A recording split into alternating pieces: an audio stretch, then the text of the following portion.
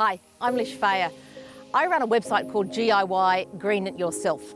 It's a video-based DIY website that teaches people how to make really simple energy efficiency improvements to their house without costing a bomb. Basically, to make your house more comfortable, to save money, and to be in control of the energy you use in your house. So I'm going to show you some of those today. So come inside and have a look what I've done.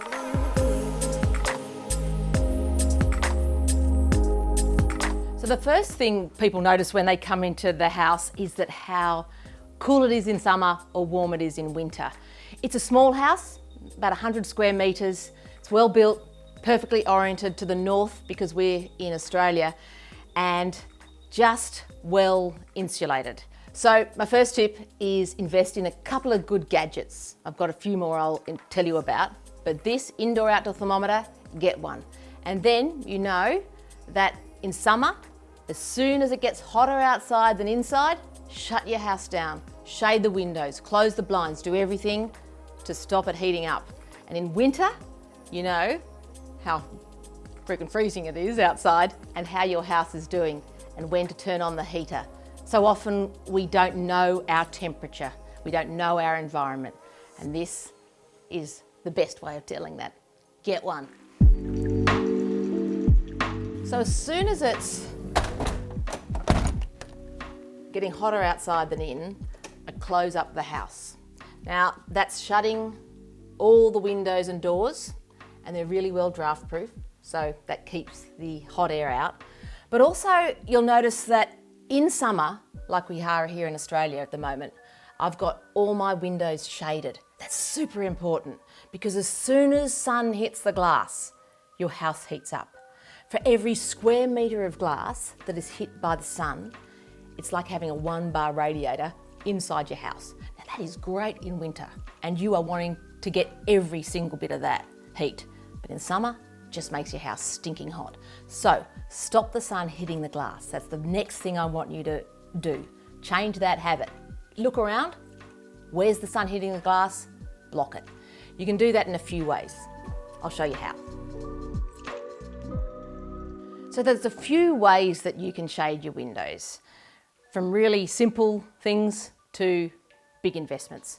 So one of them is awnings, just solid shade awnings on your east and west windows are brilliant. Now these have to be variable so you can pull them down and they block all the sun hitting those windows. And as the season changes, you can raise them up a little bit so you get a bit of sun in. Now that's an investment. Not everyone can afford it.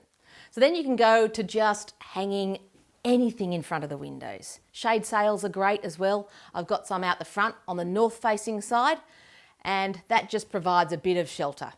You can also just get a blanket, tack that up. Better still, plant something. If you're in a rental and you can't make big changes to your house for too expensive and the landlord won't let you, plant things. I plant beans in front of my north facing window. I call it air, bean and bean, or any plant that grows fast and dies back in winter. Now, the best way is to stop the sun hitting the glass from the outside.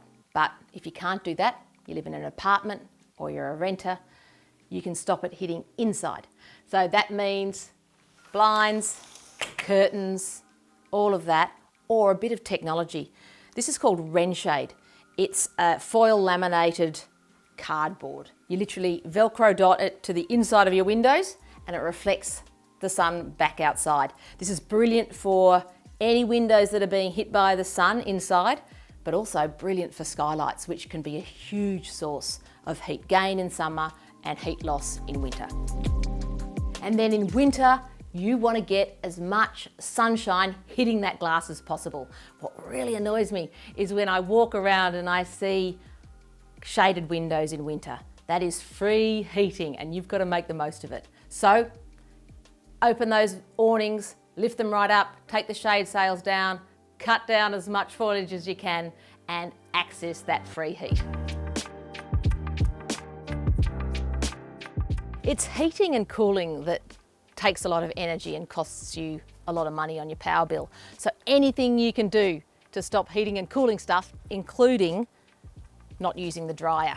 So Look at this. This is the best solar resource around. What a fantastic way of drying clothes. The sun, who knew? So look, sometimes you're running out of time, and I get it, you don't want to hang stuff on the line. So maybe just hang out the biggest things. Hang out the largest objects. And for the small stuff, I've got a great tip. And if you're going to use the dryer, what I reckon is a great idea is to get a clean, dry towel. And that'll absorb some of the moisture, and your drying will happen faster. Chuck it in, and you'll save a little bit of energy on your drying. Another great way of shading in summer can be vines, deciduous trees, or planting. This is a bit out of control. These are Jerusalem artichokes, and you want to make sure they're contained because they will take over. But for this west-facing window, they're absolutely fantastic because they have shaded this window, they've provided privacy, and in winter, they all die down and we get to live off roast artichokes, which is good for some, bad for others. The next tip is draft proof. Heat your house, not your suburb. Don't waste all that money and energy. So draft proofing is a huge bang for buck. You won't spend much money and no one will notice apart from you. You will be so much more comfortable in your house and you will hardly spend a cent. I've got heaps of draft proofing videos on Green It Yourself. Go and watch those, learn how to do it. You'll do it before breakfast and your life will be changed. So I love cooking, I love being in the kitchen, but also it's one of the places that you use a lot of water and energy. Now, the thing that really annoys me is hot water use. Now, it's in the kitchen, it's in the bathroom, it's in the laundry. Limit your hot water use. Now, one of the biggest habits that I want you to bust is this. It's problem. It's just the mixer tap. So often we use hot water when cold water is perfectly fine. If you're doing a load of dishes in the sink, yeah, hot water. But for everything else, cold water is great. So as soon as the mixer tap is in the hot water position, what happens is that hot water comes from your storage tank or from the instantaneous and it fires up and that costs energy. So just make this simple change. Turn the mixer tap over to cold and then you'll just use cold water. Just get in the habit of not needing hot water for everything. In the kitchen, the dishwasher is a really great way of saving energy.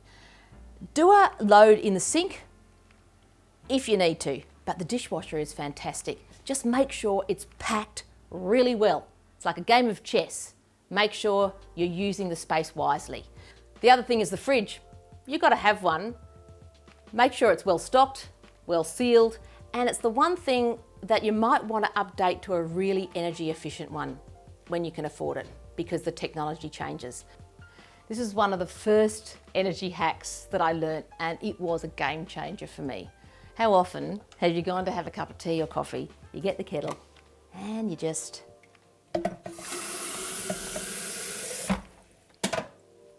fill it up to the top.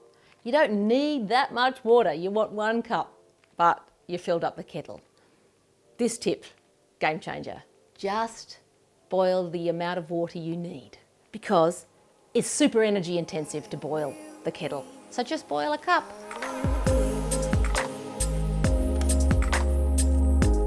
Hey, thanks so much for watching this video.